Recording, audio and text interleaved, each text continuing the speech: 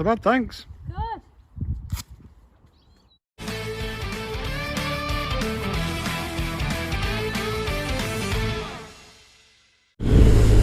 Right guys, it's Usernamekate. Welcome back to my channel. Today, oh, she is a big girl.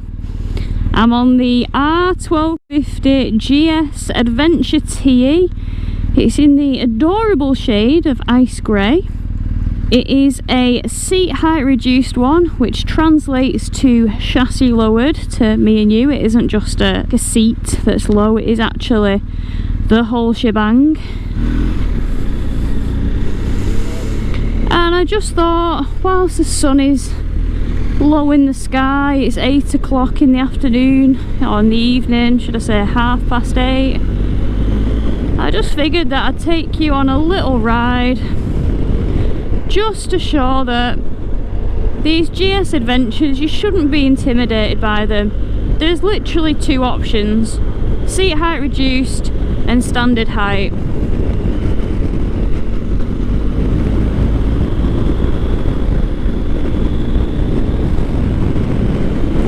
And let's be honest, if I can ride a seat height reduced one, anybody can. So this is a 2021 bike. It's got a few differences than the GS Adventure 2020. This model specifically has the adaptive headlight and the indicators that stay on all the time.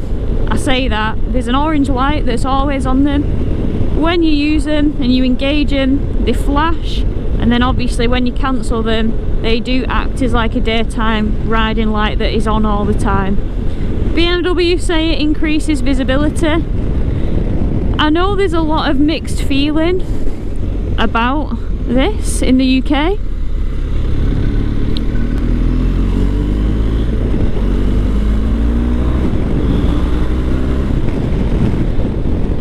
But what I will say is, believe it or not, in the UK we seem to be the only country that has problems with it. The Europeans have adapted to it and quite like it. They see it as a positive. I mean, I don't personally mind them. But yeah, so they've got that feature. You've got an eco mode, you've got 7 modes now. So you've got like eco, rain, road, dynamic, dynamic pro, enduro, enduro pro, all that jazz. And with these now, you don't need that little dongle. You can literally just do it on the dash, which is quite cool. Other things, it's got a little USB socket just there. And you do have the option for a heated seat on the 2021 GS and GS's. This one isn't spec'd with a heated seat, but I've lived without them all my life, so I'm not going to cry that it's not spec'd with one. I had one on the bike, the triple black that I took to Scotland, and it was a bit of a luxury. But also, as long as I've got my heated grips, I'm happy enough.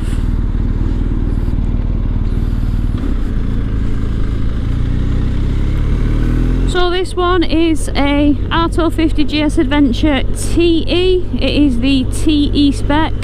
TE, in my opinion, is the one to go for. You get a lot of people and they try and save money, and don't get me wrong, there's a few people that genuinely don't feel the need for dynamic electronic suspension. They're not bothered about cruise control, they don't care about keyless ride.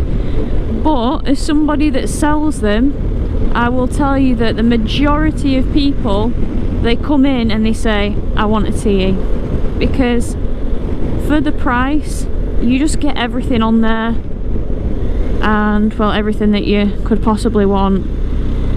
And for me, it's just the smart thing to do. Also helps with the resale value, of course. So it's got the 1250 shift cam engine in, super smooth. A lot of people have been saying, like, now that you've ridden your bike more and you spent a whole 2,000 miles riding a GS 1250 with the shift cam,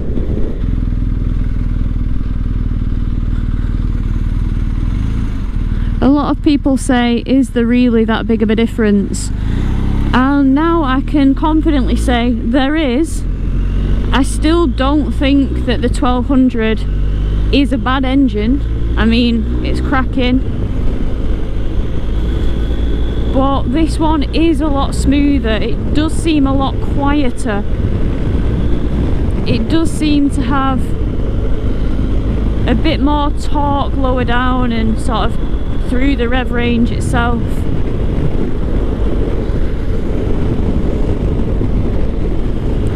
From my personal experience, I feel like if you ride my 1200 GS in a high gear at low rev, say 3rd gear, and you're going really slow, it is stroppy. It's having a tantrum underneath you.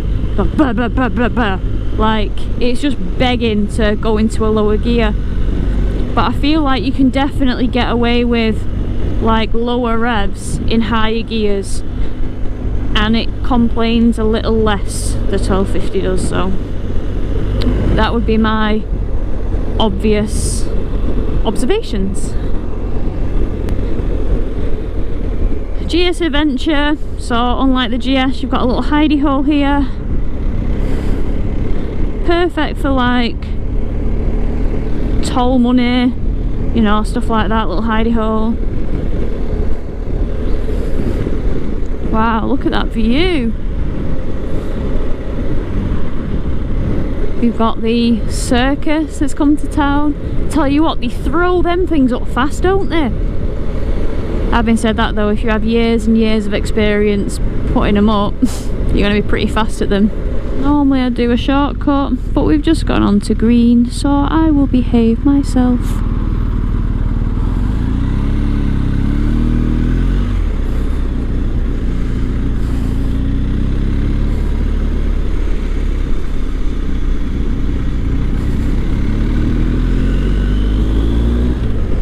Wow, that sun is setting. It is big, bright and beautiful in the sky, and it is making me happy to be alive. But yeah, hopefully the beginning of the video illustrated how manageable for a small build person a GS Adventure can actually be. Yeah, of course, they're going to be a little bit heavier than your sort of non-adventure bikes. They are just a big Bertha. But thankfully, because the boxer engine, the weight is so low, when you ride it, it really does feel agile and flickable. It doesn't feel like a big old lump. So with the GSA, you've got the big 30-litre tank. It's going to show that you've got a range of like 300 miles on there. Personally, I was happy enough with the tank range on the normal GS. It was just enough for me to stop, pull over, stretch my legs a little bit, fill up. But I understand there are people out there that are a fair bit more hardcore than I am when it comes to travelling around. And I do understand why a bigger tank like this would be desirable. Plus it looks beefy, it looks good.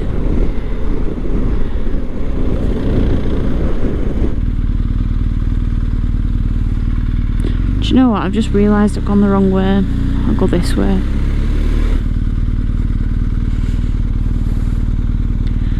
Stopping at these lights now, I genuinely have got a flat foot on one side, my other foot's on the peg.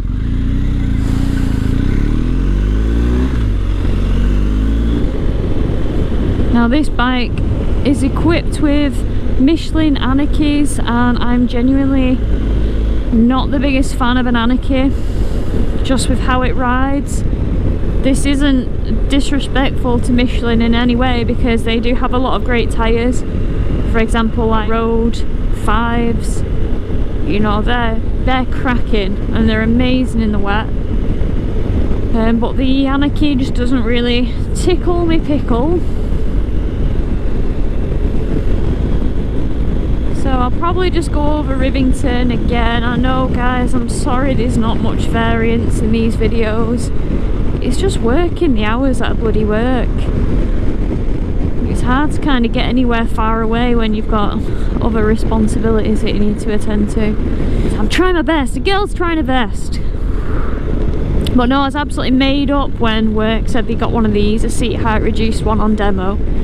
because I won't lie, like, I like to think that I can kind of jump on anything and tackle it.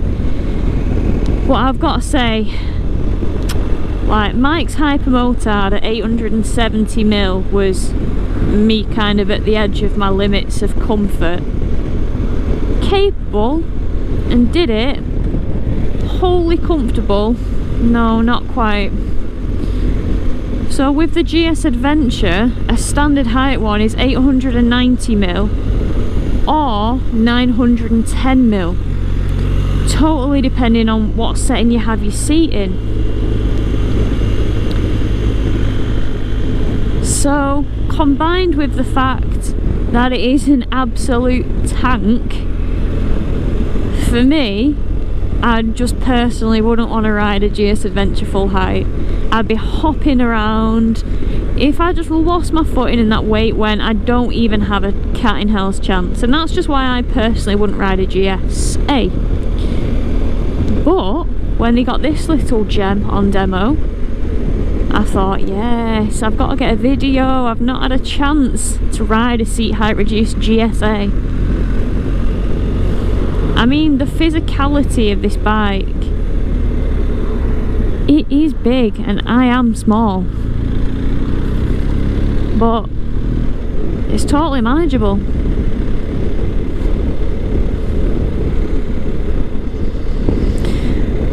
Because the sun's setting, I hope this doesn't make the video quality a bit dicey. It probably will, you know.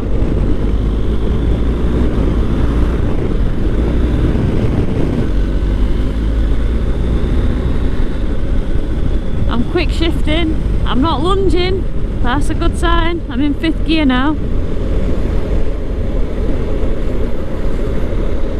Stood up, quick shifting, didn't throw me off balance or anything. I like that. Auto blipping, let's see if it's just as smooth. Yeah, 4th gear, nothing. Shut off, 3rd gear, bah, yes. No notching, no nothing. Impressed. Don't get me wrong, when you're quick shifting up the gears from like 1st to 2nd is definitely no go. Maybe even 2nd to 3rd not great, but once you're singing it's sweet as a peach. Normally I'd overtake here, but I'm trying to be considerate of a zebra crossing that I can't fully see. Bam. Some of the negatives of this bike is if you're coming onto this from smaller things, it does feel very wide, like you've got the engine and it comes with the crash bars as standard. So if you're used to riding a GS without crash bars and you jump on this, it does make you feel like it's a little bit further out, like you've got less room to kind of squeeze through places. But I think it's more psychological than anything, like mind over matter, because if you can get your bars through, I'd like to think you can get them heads through as well.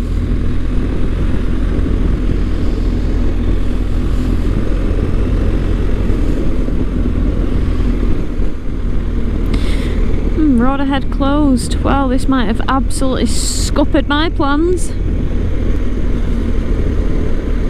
Road ahead closed. We'll see how far we can get. We'll see exactly why it's closed and where it's closed. It's pretty annoying if so. These big signposts. Road ahead closed. Oh well. Can't win them all.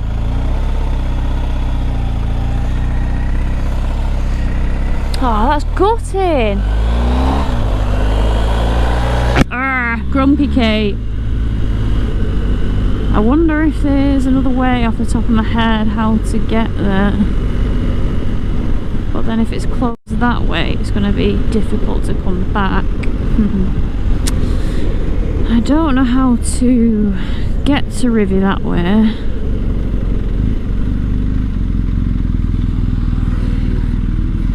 Clear, let's go. I feel like I can ride so slowly on this bike.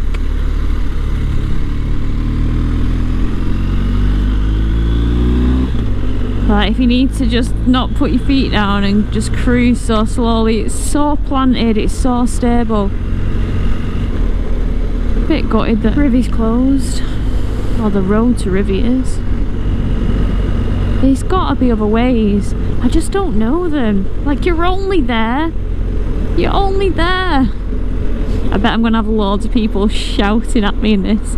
How can you live near there and you don't know any other way? Because I'm a hermit, alright? But yeah, how does riding a GSA as a small person make me feel? So again, those of you that are new to my channel, I know there's a few of you. I'm 5'4" with a 29-inch inseam.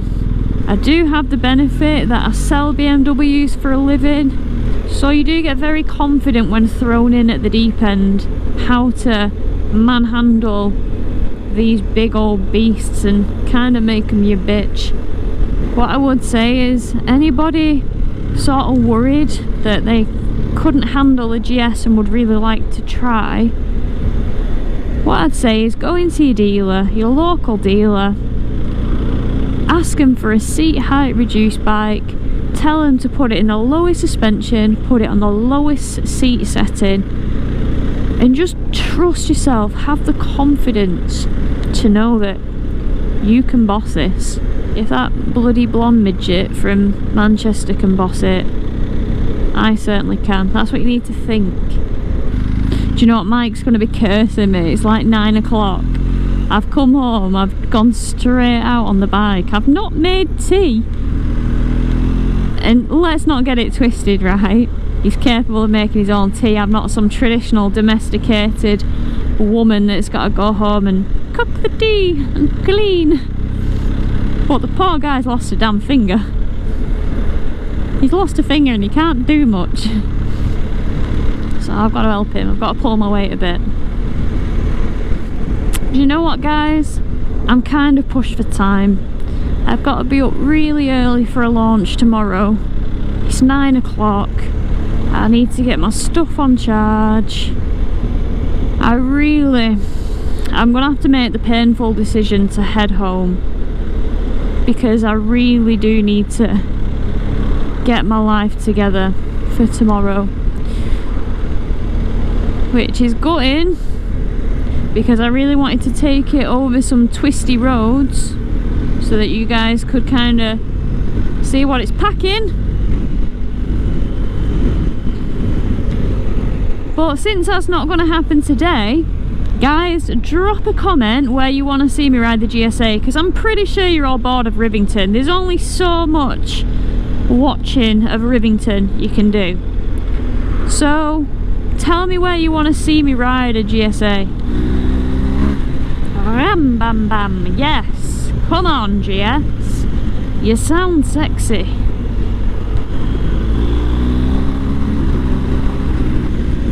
Well guys, I think I'm probably going to call it a night. Thank you for tuning in to this absolute failure of a vlog. It can encourage one person who's vertically challenged to try and have a go of a GS. I'm happy that I put it out. So with that said, guys, if you're not subscribing to the channel, please subscribe. It'd mean the absolute world to me. I'm so grateful for every single subscriber. And I'm growing more and more and quicker, and it's just lovely. And like I say, thank you so much if you have subscribed. Take care, guys. Until the next one, it's Usernamekate signing out.